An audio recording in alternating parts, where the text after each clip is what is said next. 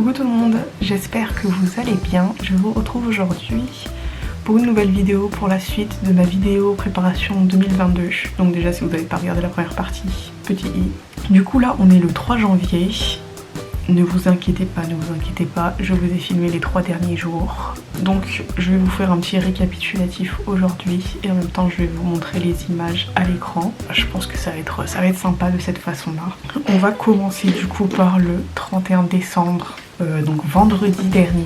J'ai l'impression que c'était il y a déjà un mois, mais en fait c'était il y a 3 jours.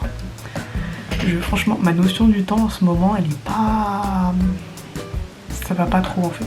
Franchement ça va pas trop. Vendredi, la première chose que j'avais faite cette journée-là, c'était de boucler mon bullet journal. J'ai essayé de le mettre à jour, de le finir, pour pouvoir par la suite le ranger. Hein. Oh, c'est trop triste. Je vais pas vous mentir, la fin de cette année, j'ai pas vraiment utilisé mon bullet journal. J'avais bien fait toutes les pages et tout, mais ça faisait longtemps que j'avais pas fait la mise à jour du sommaire, du coup c'est ce que j'ai fait. J'ai complété certaines pages qu'il fallait compléter. Et il y a quelque chose que j'aime bien faire à la fin de chacun de mes bullet journal, c'est faire une page qui je suis avec plein de questions dessus sur on va dire un petit peu mes highlights de cette année. Donc je vais vous montrer le tableau à l'écran. Il me semble que je l'avais trouvé sur Pinterest il y a très longtemps, du coup je pourrais pas vous retrouver la source, désolée. Mais il me semble que je l'avais un petit peu modifié, donc je vous montre à l'écran si vous-même vous voulez le reproduire plus tard ou même pour, je sais pas, ce début d'année, pourquoi pas. Utilisez-le, franchement c'est super sympa je trouve. Je fais ça tous les ans et ensuite j'aime bien regarder un petit peu ce que j'avais mis les années d'avant. C'est un petit exercice sympa à faire, franchement c'est super rapide. Le truc le plus long à faire c'est de faire le tableau. Ensuite cette journée-là, ce que j'avais fait aussi, c'est que j'avais pris mon Artist of Life Workbook et j'ai commencé à le compléter. J'ai complété la partie 2021 du coup pour faire on va dire une petite réflexion sur cette année. Il y avait plusieurs questions qui ont été posées, notamment les accomplissements de cette année pour lesquels je suis contente, ce qui a fonctionné en 2021, ce qui n'a pas fonctionné en 2021 et du coup un moyen on va dire d'y remédier pour l'année 2022. Qu'est-ce que j'ai appris en 2021, comment est-ce que ma vie elle a évolué. C'est tout plein de questions comme ça pour vraiment faire le point sur cette année qui vient de passer. Et du coup on va commencer l'année 2022 avec des nouveaux objectifs, des nouvelles habitudes, etc.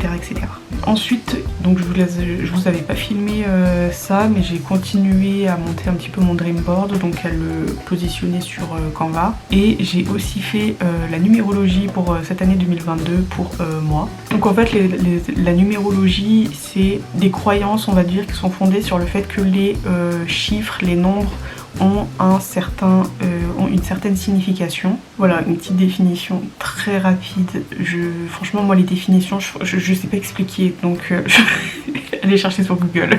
Du coup je sais pas si vous savez, mais vous avez un numéro de vie. Moi mon numéro de vie, Life Path Number, c'est le 11. Et vous avez aussi un numéro pour chaque année qui passe en fait. Donc vous additionnez votre jour de naissance, mois de naissance et l'année actuelle. Donc du coup moi j'avais additionné 4 août 2022 et ça m'a donné le numéro 9. Donc je suis en année 9, l'année du bilan. Voilà, c'est le moment où je veux vraiment faire le ménage dans toute ma vie. Pour commencer du coup le nouveau cycle, année 1, sur de bonnes bases. Et ensuite pour vous expliquer un petit peu ma soirée, parce que tout ça c'est tous des choses que j'ai fait en journée. La soirée du coup je vous avais dit que moi je fais pas trop tout ce qui est fête, tout ça. En plus il y a le Covid, donc bon on va éviter. Donc ce qu'on fait beaucoup avec ma famille, ce qu'on fait depuis je crois les 3 dernières années, c'est qu'on commande des pizzas et on fait des jeux de société. Mais cette année on a joué à Mario Kart et Mario Bros sur la Switch et franchement c'était trop marrant. On n'avait jamais joué à 4 personnes. Avant en fait on avait la Wii et on avait 3 télécommandes. Du coup quand on jouait à Mario Kart ou à Mario Bros on était toujours que 3. Et là on était 4 et franchement Mario Kart sur la Switch c'est compliqué quand même hein. C'est le bordel, franchement on a une assez grande télé donc ça allait mais non franchement c'était super marrant. Ensuite le 1er janvier, donc cette journée là je vais pas vous mentir, j'ai pas du tout fait toute la to-do list que je voulais et tout, parce que à midi, aussi une tradition du 1er janvier, c'est qu'il y a ma tante qui vient manger à la maison et ma mère elle nous prépare toujours une espèce de buffet, on va dire buffet à volonté, ouais, avec des apéritifs, des amuse-bouches, plein de petits trucs en fait, des grignotages en fait qu'on met tous ensemble et du coup ça fait un plat. Et voilà, donc on pioche dans chaque truc et tout, franchement c'est trop bien, j'aime beaucoup. Et l'après-midi on a joué encore à Mario Kart, à Mario Bros sur la Switch. J'ai quand même fait quelques petites choses. Ce 1er janvier, j'ai rangé mon bullet journal, je l'ai annoté sur le côté et je l'ai rangé dans ma bibliothèque. Et du coup voilà, c'était mon dernier bullet journal, j'en refais pas cette année et franchement peut-être que j'en referai un jour, je sais pas. C'est quelque chose qui est super bien à faire si vous aimez bien dessiner, être artistique. Je vous conseille de faire ça. Ouais, franchement c'est amusant et en plus vous mettez ce que vous voulez dedans. Ce que j'ai fait aussi ce 1er janvier, qu'est-ce que j'avais fait? J'avais mis ma vidéo en ligne là, la première partie de cette préparation. Ensuite ouais, j'avais fait un petit peu de Notion que j'ai terminé du coup hier. J'ai terminé mon Notion, donc je vous ai filmé vite fait. Je prévois de vous faire une vidéo spéciale Notion Tour. Normalement c'est la prochaine que vous voyez. Donc voilà. Par contre je sais pas si je vous fais un template parce que c'est vrai que mon Notion il est très personnalisé. Donc je sais pas si vous allez vraiment faire grand chose avec. Je sais pas. Je vous mettrai la vidéo et vous me direz. Du coup voilà, je vous montre on va dire la page de garde de mon Notion. Et vous y verrez ça de plus près et un petit peu plus en détail dans mon Notion Tour.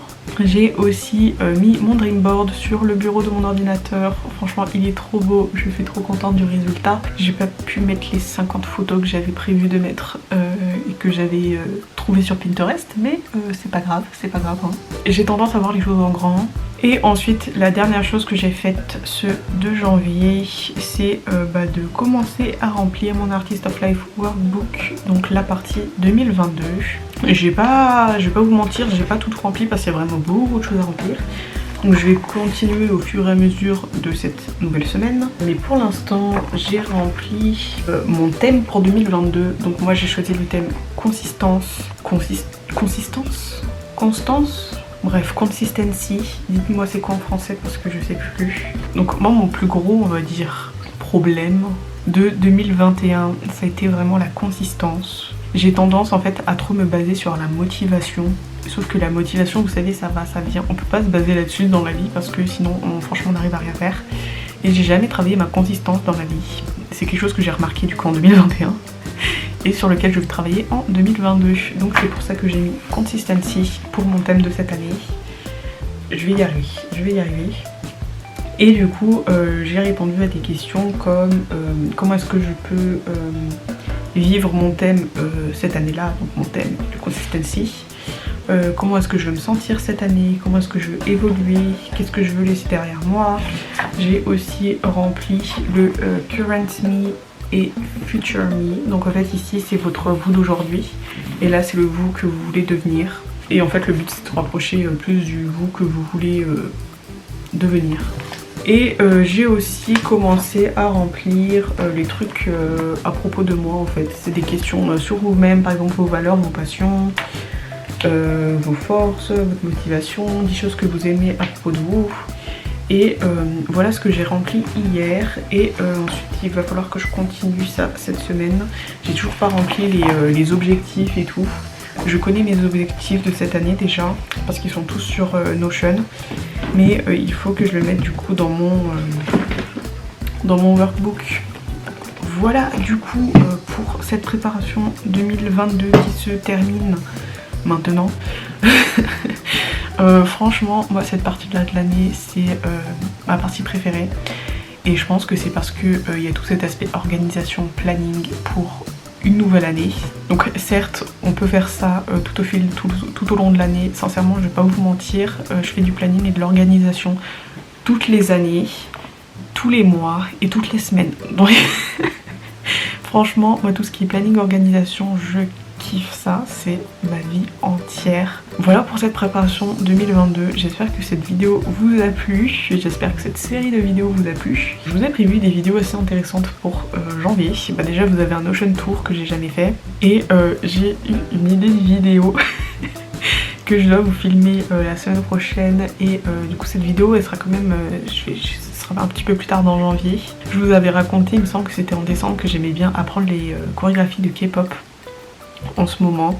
Pour l'instant j'ai déjà appris Twice Dance the Night Away, j'ai appris la chorégraphie de BTS Butter et aussi le Hotter Remix. Et je me suis dit pourquoi pas faire une vidéo où genre j'apprends une chorégraphie mais en genre je filme en fait. Et du coup voilà, donc vous allez avoir une vidéo comme ça ce mois-ci. Genre ça va être intéressant à filmer, j'ai jamais fait ça. Du coup j'espère que cette vidéo vous a plu, n'hésitez pas à la liker, à vous abonner à ma chaîne, à me laisser un petit commentaire. Dites-moi quel est votre thème pour cette année 2022 si vous en avez un. Vous n'êtes pas obligé d'en avoir un, hein. Si vous voulez pas en avoir un, n'en ayez pas un. Et si vous en avez un, dites-le moi en commentaire. Voilà. Je vous retrouve très bientôt pour une nouvelle vidéo. Bisous bisous.